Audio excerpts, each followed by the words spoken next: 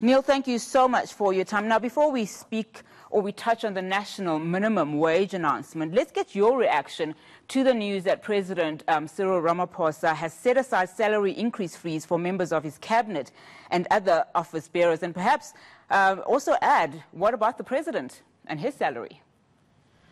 I think this is extremely encouraging, a very positive development, but it mustn't end at the level of a symbolic once-off type of measure. It needs to be signaling the beginning of a new wage policy, both in the public sector and in the private sector, which aims to reduce incredibly high levels of wage inequality.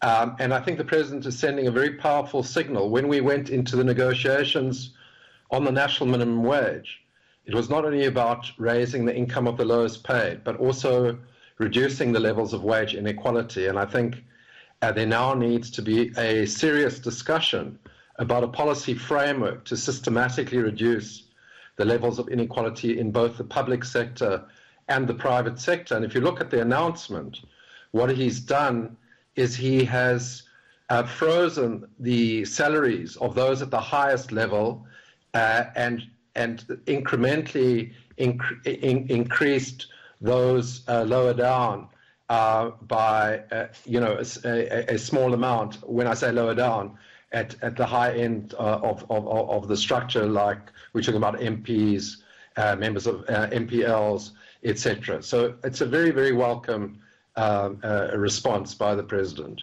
Now, you speak of inequality, and we know South Africa has very high inequality. Now, government has been widely criticized for having a bloated cabinet, and now a lot of people have not reacted as positively as you are now, saying maybe the president should have perhaps cut his cabinet, or maybe the salaries should be halved. Yeah, I think, understandably in this current economic climate, people are in a critical mode. And that's good, that people are raising key critical questions around the size of the cabinet, around wasteful expenditure at the top of the public service, while we have a shortage, for example, of key personnel such as nurses and teachers at the bottom end of the public service. So these are all legitimate issues to raise. But I think we mustn't lose the big picture here, which is that it's clear that the president is signaling an intention to introduce a new dispensation in the public sector, and we hope in the private sector as well, which will begin to redress the levels of wage inequality. In the discussions in NEDLAC, there was an extreme reluctance by business to engage on this item of wage inequality in the private sector, which is even higher than it is in the public sector. And therefore, I think this is a start. That's why I was saying, hopefully it won't end at this sort of fairly symbolic level. Now, this touches, as you say, on just the public office bearers, and you touched a little bit about corporate South Africa, where wage gaps are even higher than what we're seeing in the public office space. Now, with the recent announcements by the president and coming into elections, are we likely to see more of these robust discussions, taking place in as far as these inequalities are concerned? I hope so. I think that it was a disappointment to us in the negotiations, which I was part of on the national minimum wage, that we never really managed to get to grips with this particular issue, as I say, because in particular business was very reluctant to engage on this question.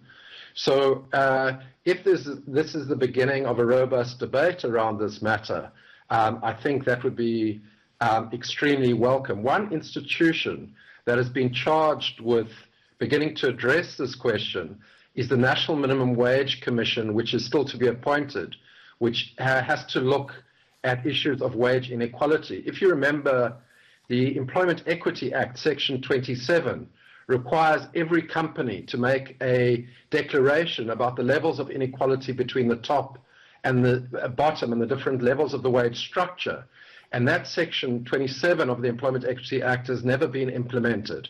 And we are hoping that the National Minimum Wage Commission will begin to re-look at this and look at much more stronger, more robust instruments to begin to reduce these levels of inequality, because they clearly are unsustainable. Now let's talk about the recent national minimum wage announcement. Many argue that this increase is not a living wage, but is a step forward. And I mean, it's been 4 years in the making. Tell us about your reaction. Yeah, it was a long, long negotiation from 2015 to 2017. It was characterized by numerous deadlocks. The president appointed an expert panel to look into the issue, which then made recommendations. It is, significantly lower than most South Africans regard as being an adequate minimum floor. Just if we compare it to the minimum living level, which has been calculated by various university institutions, Statistics South Africa, the minimum living level in 2018 is round about 6,000 Rand a month.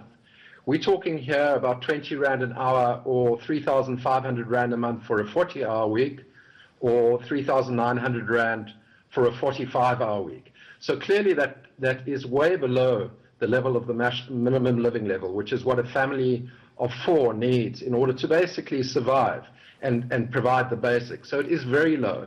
However, on the other hand, it will raise the wages of around about 4 million workers.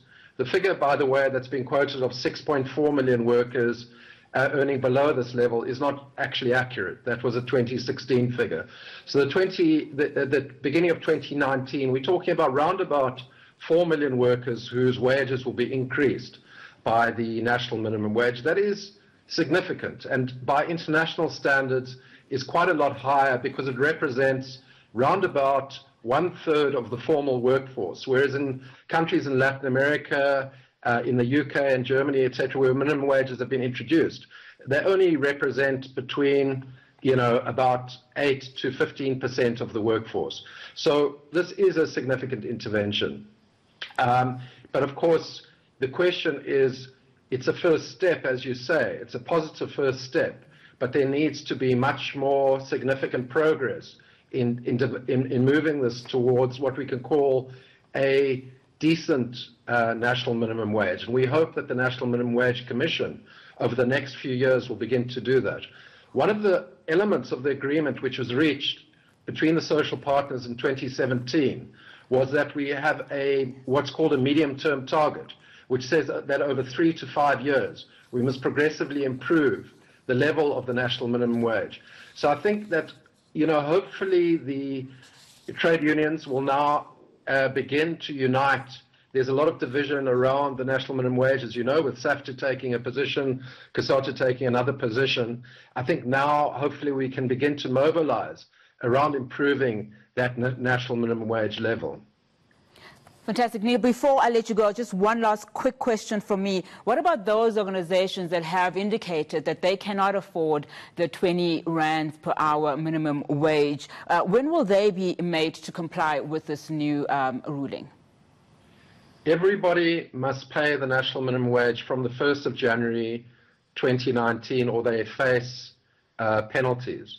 So, a law is introduced. It must be observed. I think the issue is not that companies cannot afford it. The issue is that companies will always try, and that's the history of South Africa, particularly with our cheap labor dispensation, to avoid doing what is the right thing. And I think there must be proper enforcement. If a company genuinely is having an economic crisis, consults with its workers, consults with the trade unions, they can make an application for an exemption, but then they have to provide evidence, financial statements, to show that they genuinely can't afford the national minimum wage. And then for a period of a year, they may get exemption for example, to only pay 90% of the national minimum wage.